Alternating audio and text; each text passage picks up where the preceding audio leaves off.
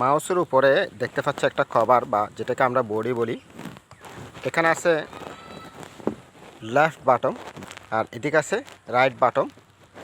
যেখানে আছে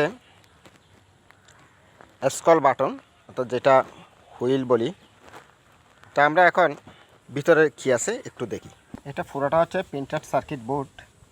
এখানে একটা বাটন আছে, এটা হচ্ছে অর্থাৎ লেফট ক্লিক করলে এখানে প্রেসার পড়ে এই জায়গায়।